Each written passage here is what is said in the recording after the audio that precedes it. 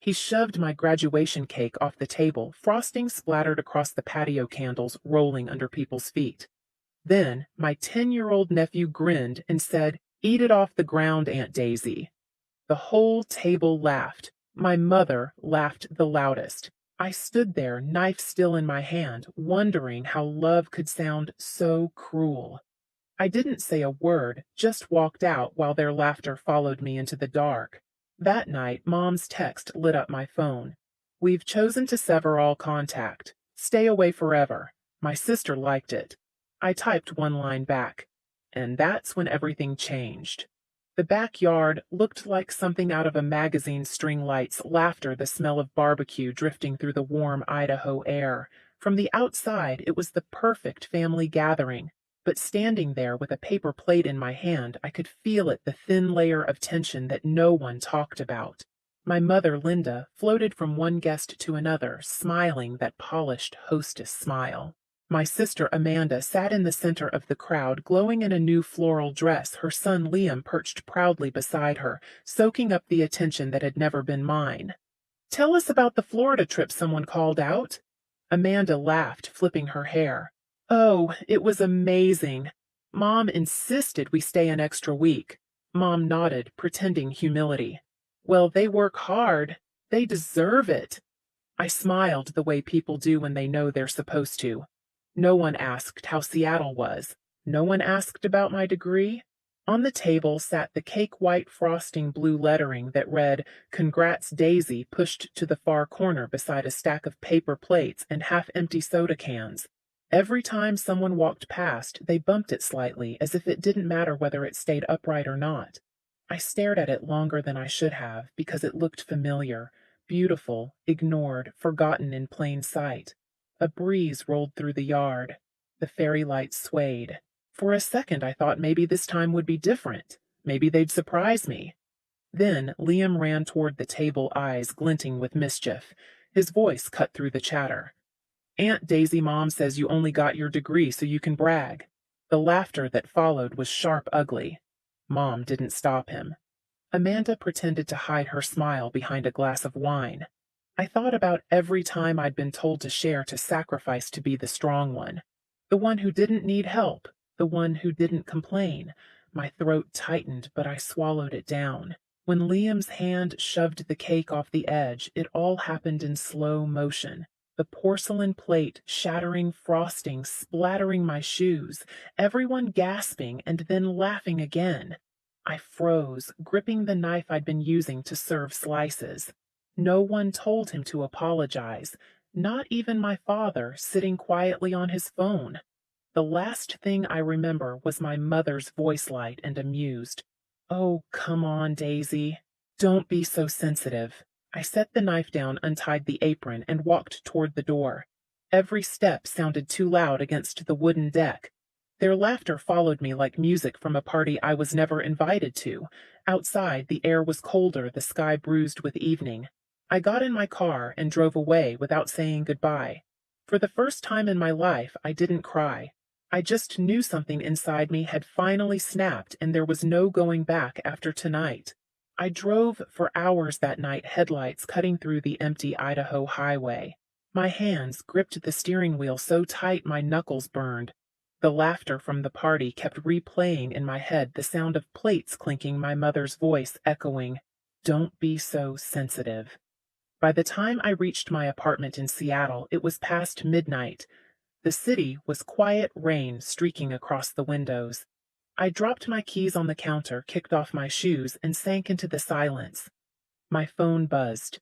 A message from Mom. For a second I thought maybe it would be an apology, but when I opened it, the words sliced cleaner than any knife. "We've chosen to sever all contact. Stay away forever." A few seconds later, a small red heart popped up beside it, Amanda's reaction.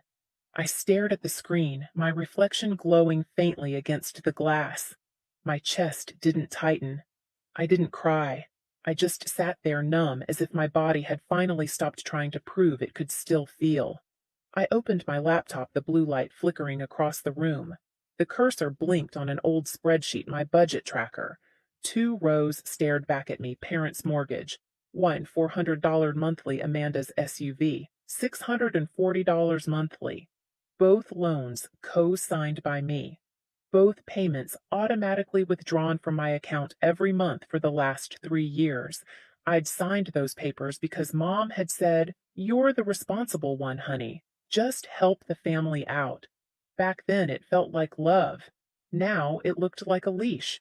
The rain outside grew louder. Drops hit the glass in uneven rhythms like a ticking clock counting down to something inevitable. I scrolled through my messages, years of polite thank yous, guilt-laced reminders, excuses. Just until Amanda's business picks up. Your dad's between jobs again. We'll handle the payments next month. Next month never came. The weight in my chest shifted. It wasn't sadness anymore. It was clarity. I opened a new message and began typing slowly, each letter deliberate, each word like a door closing. Removing my name from every loan tomorrow. No emojis, no explanation. I hit send. The phone chimed once, then fell silent. I placed it face down on the table. The rain softened.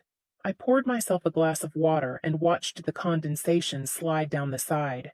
For the first time, silence didn't feel like surrender. It felt like control. They had wanted me gone. Fine. But this time, they were the ones who would feel the absence. Morning came gray and cold, the kind of Seattle dawn that makes everything look washed clean. I brewed coffee and stared at the steam rising from the mug, thinking of how easily things end, not with shouting, but with a single message. I hadn't slept, but I felt wide awake. The exhaustion had burned itself out, leaving only a strange calm. By 9, my phone had started buzzing nonstop. Mom, Dad, Amanda, unknown numbers from Boise. 100 missed calls. The group chat exploded with demands, threats, guilt. You've gone too far. Do you know what you're doing to us? We raised you. Not one message said, I'm sorry. I didn't reply. Instead, I pulled on a gray sweater, tied my hair back, and opened my laptop. My fingers hovered over the keyboard before typing Green First Bank, downtown Seattle branch. Mr. Diaz met me in a quiet consultation office with pale blue walls and a single fern in the corner. He was in his 50s, kind eyes behind wire-rimmed glasses. Miss Wilson, he said, offering a handshake. I reviewed the documents you sent. I think I understand what's happening. I sat across from him, hands folded. I co-signed 2 loans, one for my parents' house, one for my sister's SUV. I've been paying them for years. I just want out. He nodded. You're not the first person to be taken advantage of under the word family. He slid a stack of papers toward me. If you can prove you hold no ownership or financial interest in their property, we can begin the liability release process. You'll also have the option to freeze joint credit access. I handed him the folder I'd brought, lease agreement, pay stubs, email correspondence, even an old message from Mom that read, "The house is ours. You just helped sign." Mr. Diaz read silently, then looked up. Everything we need is here. He picked up the phone and called legal. Let's start the release process for Daisy Wilson. Co-borrower removal effective immediately. The sound of his pen clicking was small, but to me it felt seismic. My hands trembled as I signed. Each signature felt like cutting another invisible string that had bound me for years. When he stamped the final page, the thud echoed through the room. He looked at me kindly. You did the right thing, Miss Wilson. Sometimes protecting yourself is the only way to teach others to respect you. Outside, the wind bit cold against my cheeks, but my chest felt lighter than it had in years. I stopped at a cafe on the corner. When the barista handed me a cappuccino, she smiled. Have a good day. I met her eyes and said something I hadn't been able to say and mean in years. I will. That evening, as I cooked pasta in my small kitchen, my phone buzzed again. This time, the family group chat glowed on the screen. How dare you ruin our credit? You're heartless. You'll regret this. I typed one calm line. I just stopped paying for people who laughed when my cake hit the floor. Then I pressed send and set the phone down. The silence that followed wasn't empty. It was freedom. 3 days passed before the knock came. It was sharp, Angry, relentless, each pound vibrating through the thin walls of my Seattle apartment. I froze mid-step, the pan of boiling pasta hissing behind me, my stomach twisted with a cold certainty even before I checked the video intercom. On the screen stood my mother and Amanda, two faces I knew by heart, now warped with fury. Mom's lips were pressed into a tight line, arms folded like she was preparing to lecture me. Amanda's eyes were wide, bloodshot, her mask hanging loose around her neck. Daisy Mom's voice cut through the door, high and trembling. "Open this door right now. We need to talk. What did you do with the bank I didn't move?" The hallway camera showed them shifting from foot to foot, glancing around nervously as neighbors peeked out. Amanda's voice rose shrill, desperate. "You ruined everything. The bank froze our accounts. Mom's credit is gone. My car's about to be repossessed. You think this is funny? The words stung, not because of what she said, but because that's how they'd treated me all my life. As a joke. As the strong one who didn't get to have feelings. I took a slow breath, steadied my voice, and turned on the voice recorder on my phone. "Seattle Police Department," I whispered into the 911 app. "Two individuals are outside my apartment yelling and refusing to leave. I'd like to report trespassing." "Do you know them?" the dispatcher asked. "Yes," I said quietly, eyes still fixed on the monitor. "They're my family, but today they're just people violating my boundary." Outside, the pounding grew louder. Amanda's hand slammed against the door. "Daisy, you're destroying this family. You think cutting us off makes you strong. You're selfish, heartless." Mom's voice cracked, half rage, half panic. "We're your parents. You don't treat family like enemies." 10 minutes later, flashing red and blue lights painted the street below. Two police officers appeared in the frame, one man, one woman, calm, professional. They approached my mother first. I watched through the intercom as Mom rushed toward them, pointing furiously at my door. "She's my daughter. She destroyed our finances. We just want to talk to her." Amanda's voice broke into sobs. "She almost cost me my car. My fiancé's threatening to leave me because of her credit. She's heartless." The male officer raised a hand gently. "Ma'am, this is private property. If she's asked you to leave, you need to leave." "She's my child," Mom shouted. "I have rights." The officer shook his head. "You have rights as a mother, but not the right to trespass on an adult's residence." The camera shook slightly as Amanda backed away, her face collapsing into frustration. For a brief second, guilt brushed against me, light, fleeting, familiar. But then I remembered the frosting splattered across the pavement, the laughter, the silence that followed. No, I thought. Not again. Through the speaker, I spoke quietly, just enough for the microphone to pick up.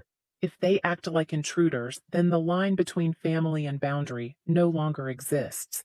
The officer turned toward the camera and nodded slightly, as if acknowledging my words without needing more explanation. He gestured toward the stairs. "This conversation is over. Let's go." Mom turned back to the door, her eyes burning with betrayal. "You'll regret this, Daisy. Blood doesn't disappear just because you say so." I didn't answer. The door stayed closed. They left under the dull flash of police lights. Their footsteps echoed down the stairwell, heavy, defeated, fading into the distance. When silence finally returned, it felt like oxygen flooding into a room that had been sealed shut for years. I slid down to the floor, my back against the wall, the phone still recording. My hands trembled, but not from fear, from release. The audio kept playing, their voices, the pleading, the anger. I saved the file and named it Boundaries. April 17th, 2025. That night, I stood by the window watching the city breathe beneath me. Cars glided past headlights, streaking across wet asphalt. Somewhere below, people laughed, ordered coffee, lived their lives. And in that quiet apartment, a family had just fallen apart without a single scream. The next morning, my inbox filled again, this time with messages I hadn't expected. A Facebook post from Mom. Big letters, bold text. "Sometimes the child you trust most betrays you the worst. Daisy stole from her parents and ruined our credit. Some people never learn gratitude. Below it were dozens of comments from old neighbors, relatives, even people I barely remembered. So ungrateful. Poor Linda after all she's done. And then one that twisted the knife. I heard she used her parents' money to buy that apartment in Seattle. I stared at the screen. The old me would have panicked, written long explanations, begged people to believe me. But now I just breathed. They were throwing fire, but I refused to burn. Instead, I opened a new email, short, measured, professional. Subject clarification, personal matter. Hi team, if you see rumors about me online, please ignore them. Some people fight boundaries with lies. I'm fine and appreciate your professionalism and privacy. Daisy. Then I closed my laptop. The truth doesn't need shouting, it only needs time. 3 days later, an envelope arrived at my office. The letterhead read, Green First Bank. Inside was a document signed by Mr. Diaz. This letter confirms that Miss Daisy Wilson has been fully released from all liabilities concerning the joint mortgage and vehicle loan under the names of Linda and Amanda Wilson. The seal embossed gold at the bottom shimmered under the light. My fingers brushed across the paper, tracing the curve of my signature the moment everything changed. It wasn't revenge. It was justice. That evening the Facebook post disappeared. Maybe someone told Mom the truth. Maybe the bank called to verify it. I didn't care. The damage didn't matter anymore because I'd stopped living for their approval. Still, my phone buzzed again, a message from a number I hadn't saved in months. You'll pay for this, Daisy. You think you've won, I smiled faintly. Winning wasn't the point. Freedom was. I stood by the window, the Seattle skyline stretching out like a map of second chances. The air smelled like coffee and rain, sharp and clean. For the first time, I felt unchained. Sometimes silence isn't weakness, it's the sound of power finally speaking for itself. Weeks passed and the noise finally died. No more late-night calls, no more Facebook whispers. The silence that once terrified me now felt like peace. I focused on my work at Green Pulse Tech, finishing a project that landed me a quiet promotion. Lydia, our CEO, said during a meeting, Daisy, you lead with steadiness. People trust that. It was the first time anyone had said those words to me without a hint of obligation. At home, life found a rhythm, yoga at sunrise, soup simmering in the evenings, laughter with friends who saw me not what I could offer. Elena brought flowers one weekend. Marcus teased me about the cactus on my windowsill, saying it looked like me, calm, but don't touch. Then one morning I received a photo from Mr. Diaz, my release document framed in the bank's compliance office. We use it as an example of boundary protection, his message read. I smiled, sipping coffee by the window. For once, I wasn't someone's safety net or silent backbone. I was just Daisy, whole, free, finally belonging to myself. A year later, my phone lit up with a single message from Amanda. I'm sorry for everything. No excuses, no explanations, just 6 quiet words. I stared at it for a while, then set the phone down without replying. Forgiveness, I realized, doesn't always mean reopening the door. Sometimes it's closing it gently and walking away in peace. Outside, Lake Union shimmered under the evening light, calm and endless. I breathed in the Seattle air, cool and alive, and whispered, Welcome home, Daisy. If you've ever had to cut ties to find yourself again, you're not alone. Share your story below and subscribe for the next one.